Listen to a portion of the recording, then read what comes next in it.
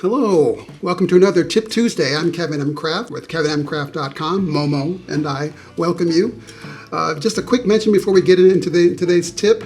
Momo, the novel, has actually been nominated for the TCK Publishing Reader's Choice Award.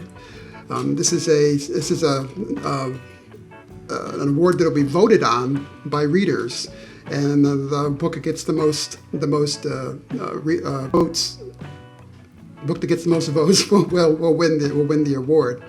But I wanted to encourage you to vote at the TCK Publishing website, and I'll put a link in the description of this video, and I will also have it flash up on the screen toward the end when I mention it again. All right. Okay. If you've ever heard me talk to any length about the writing process, you will hear me tell you that good writers are voracious readers. It's essential for knowing what a good story is, or at least what a good story is to us.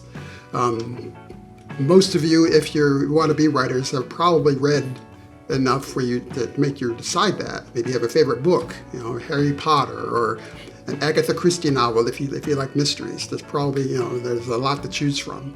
But it's essential that if you want to be a good writer, you have to be a voracious reader. You got to read a lot. And I thought I'd go through some of the more influential books in my personal experience. If you've ever heard my story, you know that I've always admired great storytelling. And from an early age, as long as I can remember, I've always been fascinated by great storytellers, and aspired very early on to be a good storyteller. So I wanted to tell you some of the books that have influenced me. Maybe obvious, but the Bible is certainly one book that has influenced my life and continues to. I still remember my father reading us stories from the Bible many nights before we went to bed, and I always was fascinated by not just the incredible stories in the Bible because they're true, but also my dad's ability to relate those stories. A lot of people reread the Bible and they may find it dry in some places, but my dad could always make it seem really, really interesting and exciting, and I'll always be grateful for him for that. So the Bible is definitely one of the first books to influence me. I remember in probably fourth grade, maybe, I read my first Ray Bradbury story. And I still remember the story vividly, and it's part of the Illustrated Man, Ray Bradbury's collection of stories. And there was a story called Kaleidoscope, and I remember just being fascinated by just the opening. I'll read the opening for you. It says, "The first concussion cut the rocket up the side with a giant can opener. The men were thrown out into space like a dozen wriggling silverfish. They were scattered into a dark sea. The ship, in a million pieces, went on, a meteor swarm seeking a lost sun." And then it starts out with a conversation between these astronauts who were thrown out of space because the rocket exploded, and their last words to each other as some of them are approaching the Earth's atmosphere. And some of them are being flung out towards Mars, another one's heading out towards Saturn, and they're talking to each other as they're slowly drifting out of range. And I remember that story captivated my imagination. It was just, I remember the first words of that story. But Ray Bradbury was certainly one of my favorite writers, and I tried to emulate him as much as I could, even during my early short stories and everything. One of the best compliments I got from a teacher was when I handed in a story that I wrote. She pulled me aside and said, "Kevin, you don't have to be Ray Bradbury, because of the way I had described my work." And I just said, "It's like, thank you. I'm glad you made that." I never told her about my fascination with Bradbury, but the way that she compared to what I did and saw that I emulated him was, to me, one of the greatest compliments I ever received about my writing. So I always refer to Ray Bradbury. I actually communicated with him via email a few times before his death. Which was a really, really, the time before his death was a thrill for me to be able to communicate with him and tell him how much I enjoyed his writings and how much they influenced me when I was a child. And he wrote back a letter. I think I still have it somewhere. I hope that he responded to that, and we emailed back and forth about a movie idea that I had a couple times, and got to ask him some questions. So Ray Bradbury will always be very dear to my heart. One of the first novels I remember reading was this one, and I was able to find this recently, called Tunnel Through Time. And time traveling stories are not new, but this was one that I read. I think this was like the 1969. Is that it? When it was written? 1966. So so I probably read this when I was, I don't know, 9 years old, 10 years old, maybe. I'm not sure. But a great novel, and I got it, and I wanted to keep it, and I read it again recently, and it's still found it to be a wonderfully engaging novel. It's not very long. It's a novella, probably, but very well written by Lester Del Rey. You can still find it online, different places, eBay, or I think I found this on eBay. Amazon may have it, and I was surprised to hear that many people who are writers and write in the sci-fi genre and fantasy genre remember reading this book when they were kids. So that's pretty cool. But I found this again, and I enjoyed reading it again. Tunnel Through Time. My first novel that I wrote was actually a time travel novel, probably derivative of this or the Time Tunnel series that I was watching on TV. But that one definitely stayed with me and affected me in some ways that are evident today. This book, it took me a long time to find this book, and I just got this in. This is The Abominable Snowman. It's one of the early books on cryptozoology that I can remember being published anyway. I think this was 1969. Let me look real quick. Yeah, 1969. This is the book that started me on my fascination with Bigfoot, Momo, and other cryptids.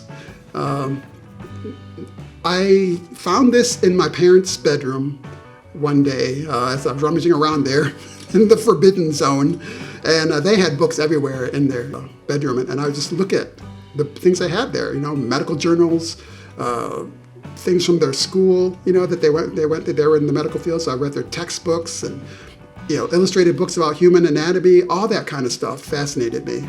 But I found this one day, and I just thought, oh, that's interesting. The only thing I knew about the Abominable Snowman at this point was Rudolph the Red-Nosed Reindeer's, Abominable Snowman, and so I was fascinated by the reference to it, and started thumbing through it, and I ended up actually taking it from the room, and I read it.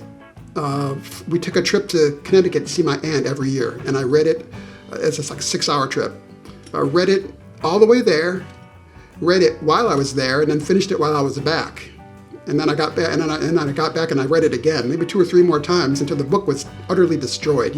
It wasn't even recognizable. The cover was off. All the pages were dog-eared, and it looked like it could only be thrown away, right? But this fascinated me, and I recommend it to anybody that's really interested in the phenomenon of hairy hominids. Abominable Snowman by Eric Norman. Excellent book, and very well written. There was not much of a bibliography, which a lot of people criticized. But I've been able to go back with the advent of the internet.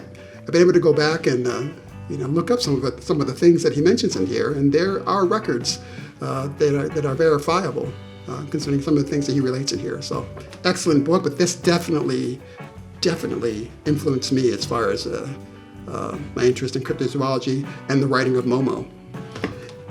I read a lot of other authors. Few of them, are more influential to me than James Byron Huggins, who's a friend of mine now. I can call him Byron. James Byron Huggins, he's known in the Christian fiction world with his book A Wolf's Story, I think. I haven't read that one. I'm catching up on a lot of Byron's work. But the first book that I read of his was Leviathan. And this was the very first book that I ever read that actually had me literally sitting on the edge of my seat, literally had me up at night wanting to finish the book. literally had me crying sometimes, literally had me cheering and laughing out loud. This book I had some visceral emotions when it came to Leviathan. It was so well written. He writes cinematically. He writes, and we discussed this together as well. We write similarly in that we write cinematically. We write as if we're visualizing it in our heads as a movie. And that's the way we write. That's our style of writing. And I didn't know that until I started reading it. I thought, how did I miss this? How did I miss this book when it came out? It came out in 1998, I think. Let me check this. 95. So about the same time as I think Jurassic Park came out.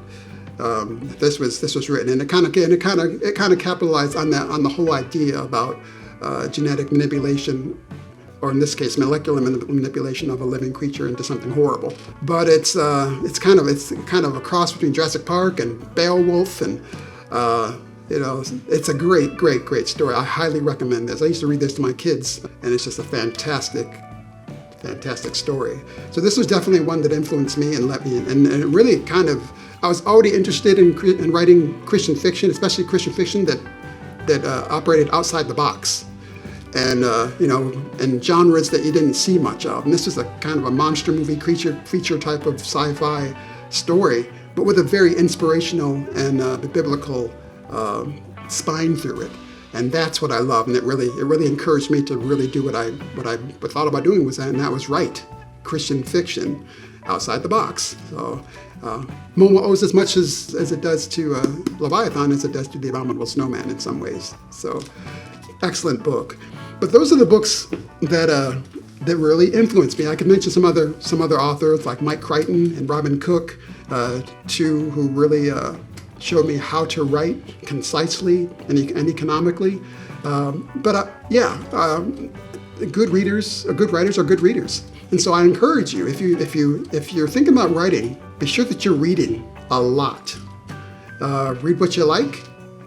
Read outside your normal genres as well.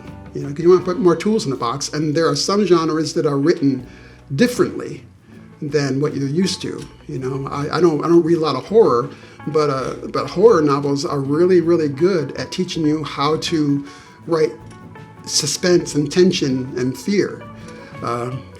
Read comedies as well, so you know how good a good comedy is written. Put as many tools in your box as you can, so that you can write a lot of different things and do so effectively. So anyway, that's a little glimpse into my literary past as far as what I used to read. Let me know if you can. Reach out to me. Let me know what books influenced you as well. All right. So thank you for joining me. I want to encourage you again to vote for Momo. It's been nominated for the TCK Publishing Reader's Choice Award. I'll put a link in the description, and it's probably showing on the screen right now. So vote for Momo, would you please? And we'll see you next time for Tip Tuesday.